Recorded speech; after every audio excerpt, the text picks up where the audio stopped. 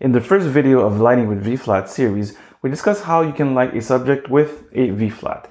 In part 2 of this series, we will see how adding one V-Flat to your background can dramatically change the look of a portrait.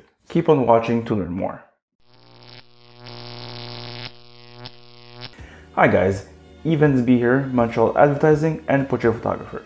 So I do tons of headshots in my business, and it's one of my main lines of income when it comes to photography. And adding quote-unquote spice to a very standard headshot can be actually done in many ways if you're creative enough. You can add interesting objects, use vibrant colors, or a different background like a hand-painted canvas. Now the decision of selecting a different background can be done in typically 3 ways. One, you can select a simple neutral backdrop and just place the subject there.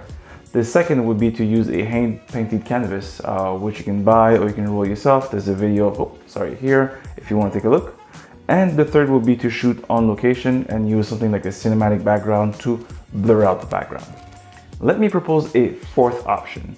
It is to add a V-Flat to the overall background to spice it up. Let me show you. So let's look at the basic lighting setup first before we get into the V-Flat. So first we have a Godox 8400 Pro and a 63-inch Stripbox acting like a hair light, and also helps separate the subject from the background in case you're wearing, like me, dark clothing. The second light is a Godox 8600 camera left, which is paired with a 35-inch Octa box, which is the actual main light. I also placed a silver reflector on the right side to avoid having the shadows clipping, because we don't like clipping.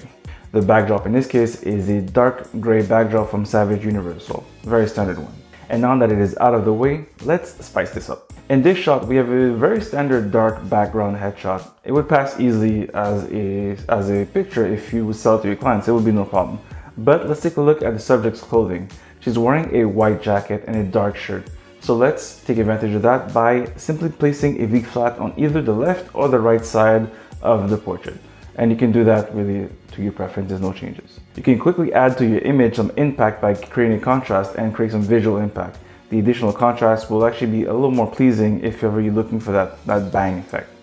And please note that in that case, I had to light the V-Flat with a Godox 8400 Pro. It was somewhere on the floor to make sure that the white was actually as pure as possible in camera.